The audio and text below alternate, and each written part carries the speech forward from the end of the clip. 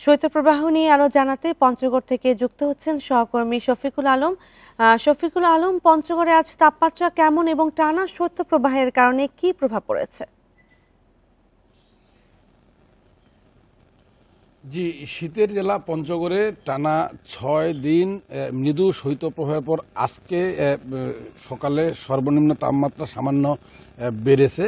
সকাল ৬টায় তেঁতুলিয়া আবহাওয়া অফিসের পক্ষ থেকে সর্বনিম্ন তাপমাত্রা প্রাথমিকভাবে রেকর্ড করা হয়েছে 10.4 ডিগ্রি সেলসিয়াস। এটি কিন্তু গতকালকে ছিল 8.8 ডিগ্রি সেলসিয়াস এবং গত শুক্রবারে পঞ্চগড়ে 8.4 ডিগ্রি সেলসিয়াস দিয়েই কিন্তু মৃদু শৈত্যপ্রবাহ শুরু হয়। এরপর টানা ৬ দিন সর্বনিম্ন তাপমাত্রা কিন্তু ৯ এবং 10-এর মধ্যেই ছিল। আবহাওয়া অফিসের পক্ষ থেকে বলা হচ্ছে সর্বনিম্ন তাপমাত্রা যদি 8 থেকে 10 থাকে তাহলে মৃদু শৈত্যপ্রবাহ, এবং 6 থেকে 8 মাঝারি পর্যায়ে শৈত্যপ্রবাহ, এবং 4 থেকে 6-এর মধ্যে সর্বনিম্ন তাপমাত্রা থাকলে সেটি তীব্র পর্যায়ে শৈত্যপ্রবাহ বলা হচ্ছে। সেই হিসেবে আমাদের 6 দিন পঞ্চগড়ে মৃদু শৈত্যপ্রবাহ পরে কিন্তু আজকে 10-এর উপরে উঠেছে সর্বনিম্ন তাপমাত্রা।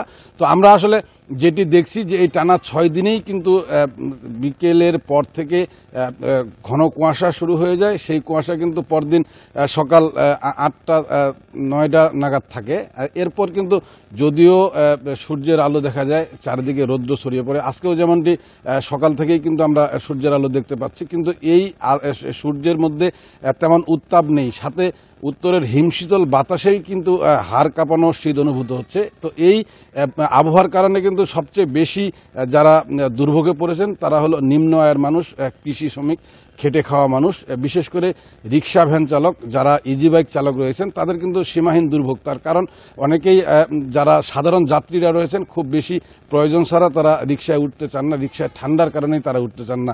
তো রিক্সা চালক যিনারা রয়েছেন আমাকে জানিয়েছেন যে তাদের দৈনন্দিন আয় কমে গেছে। প্রতিদিন তারা 500 থেকে 700 টাকা পর্যন্ত আয় করতেন, এমন রিক্সা চালক কিন্তু বর্তমান 300 টাকা পর্যন্ত আয় করতে পারছেন। আর বিশেষ করে যারা কৃষি শ্রমিক রয়েছেন তারা আসলে প্রতিদিন কাক টাকা ভরেই তাদের উঠতে হয়, মাঠে যেতে হয়, মাঠ থেকে তারা ফসল সংগ্রহ করে তারা কিন্তু বাজারে তোলেন। এদের যেহেতু ভোরের দিকেই তাদের বের হতে হয়, তাদের সীমাহীন দুর্ভোগ। তো এই ছিল পঞ্চগড় থেকে শীত পরিস্থিতি নিয়ে সর্বশেষ।